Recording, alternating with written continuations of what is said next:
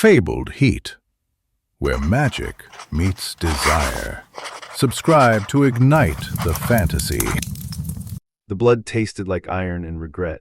It coated my tongue, clung to my teeth, a constant reminder of the ritual gone wrong. They said I was dead, useless. They said my magic was a dud. They were wrong, so terribly wrong. My name is Kalen, and I live in Viridian, a city draped in perpetual twilight, choked by the smog of corrupted magic. Once, Viridian was a beacon, powered by the pure essence channeled by its magical wards. Now it's a festering wound slowly bleeding out. The wards are failing, the monsters creeping in from the blighted lands are getting bolder, and the guardians, the city's protectors, are dwindling in number, their magic corrupted. I was supposed to be one of them, born into a lineage of ward crafters destined for greatness. Except my rite of ascension was a disaster. Nothing happened. No spark, no power, just emptiness. Branded a failure, I was exiled to the Undercity, the sprawling slums where the cast-offs and the forgotten eked out a miserable existence. That's where I met him, Reese. He was a scavenger, a shadow flitting through the alleyways, his movements graceful despite the grime. He had eyes the color of storm clouds, perpetually guarded, and a jawline that could cut glass. He was also a rogue guardian, stripped of his rank for questioning the methods of the council, the governing body that held Viridian in its iron grip. We met during a monster incursion. A ghast, reeking of rot and despair, had cornered me in a dead-end alley. I was frozen, useless, waiting for the inevitable. Then Reese appeared, a whirlwind of silver blades and raw, untamed magic. He moved with a ferocity that belied his lithe frame, carving through the ghast with practiced ease. Afterward, he offered me a hand up. His touch was surprisingly warm, his grip firm. "You all right?" he asked, his voice a low rumble. I swallowed, the taste of blood even more prominent. "Yeah, thanks." He studied me for a moment, his gaze intense. "You have magic, I can sense it." I laughed, a bitter, humorless sound. "Sure, that's why I'm living in the Undercity, right?" "They failed you," he said, his voice hard. "The council, they didn't know how to see what you truly are." He offered me a place to stay in his cramped apartment, a single room above a ramshackle apothecary. I refused, initially, pride warring with desperate need, but the Undercity was a dangerous place, especially for someone branded as powerless. Eventually, I relented. Living with Reese was complicated. He was taciturn, guarded, but underneath that hardened exterior, I glimpsed flashes of a fierce loyalty and a deep-seated anger at the injustice that plagued Viridian. He spent his days scavenging for rare herbs and crafting remedies for the sick and injured of the Undercity, a silent rebellion against the council's neglect. He also started training me, not in the formal, rigid style of the Guardians, but in the raw, intuitive way he wielded his own magic. He pushed me, challenged me, forcing me to confront the shame and fear that had crippled me for so long.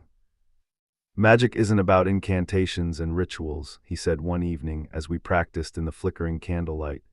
"It's about intention, about will, about connecting to the source." I struggled, I strained, I felt nothing. "It's there, Kalen," he insisted, his hand closing over mine, sending a jolt of warmth through my body.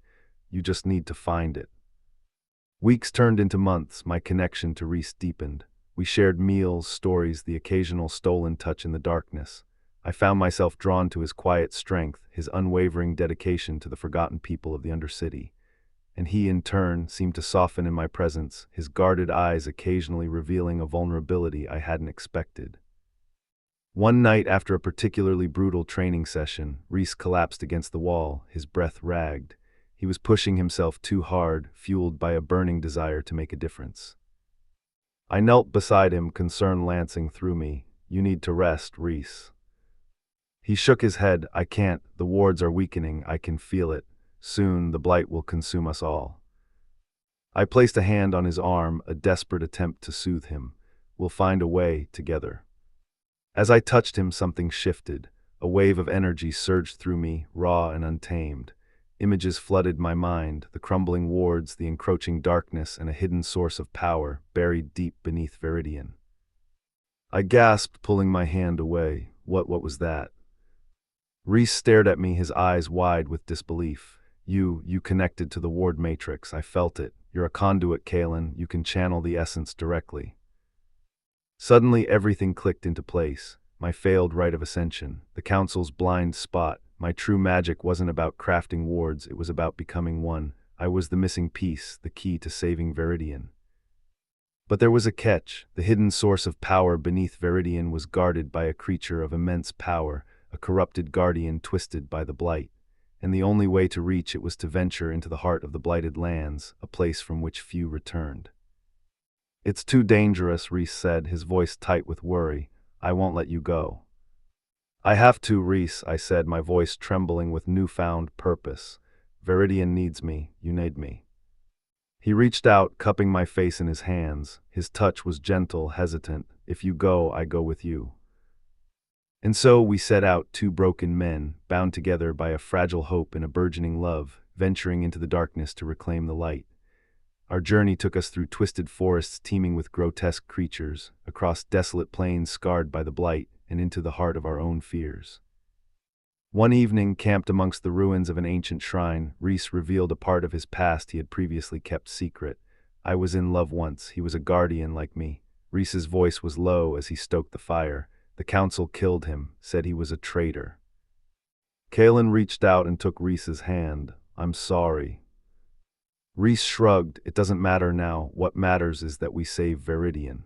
He turned to face Kalen, his eyes filled with an emotion he couldn't name. "And that I protect you." As they approached the heart of the blighted lands, Reese began to grow distant and withdrawn. One morning, Kalen awoke to find Reese gone. "I cannot do this anymore, Kalen," Reese's note read. "I'm sorry, I'm not the man you think I am." Kalen's heart shattered as he realized he had been abandoned. He couldn't turn back now. He had to save Viridian.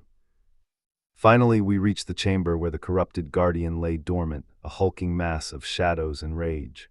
I prepared to confront it, knowing that the fate of Viridian rested on my shoulders.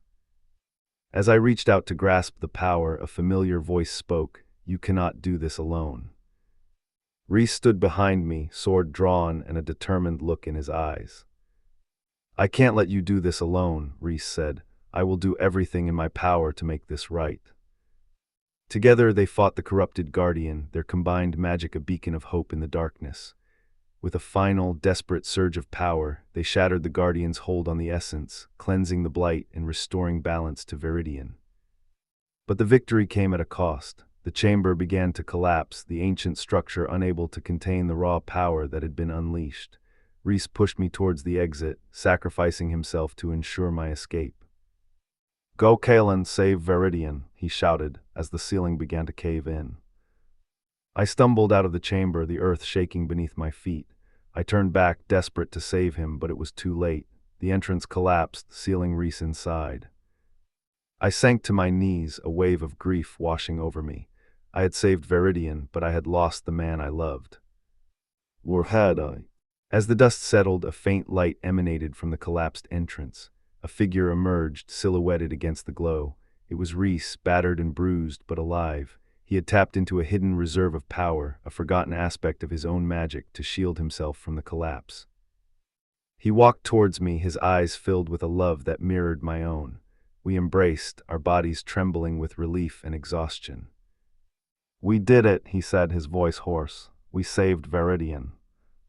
But the war was far from over. The council, threatened by our newfound power and our connection to the true source of the essence, would not stand idly by. They would come for us, seeking to reclaim their control over Viridian. We knew what we had to do. We would rally the people of the Undercity, expose the council's corruption, and build a new Viridian, a city where magic was not a weapon of control, but a source of hope for all.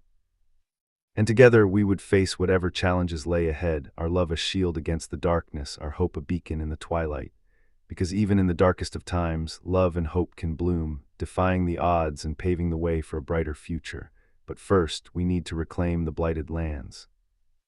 Cliffhanger. As Kalen and Reese prepare to confront the council and reclaim Viridian, they stumble upon a hidden chamber beneath the city. Inside, they discover a prophecy foretelling the return of an ancient evil that threatens to consume not only Viridian but the entire world. The prophecy speaks of a chosen one, a wielder of immense power who can either save the world or plunge it into eternal darkness. And Kalen realizes with a chilling certainty that he is that chosen one. And now they must decide whether to follow the council's orders or trust their gut and save the world from an evil they cannot even comprehend.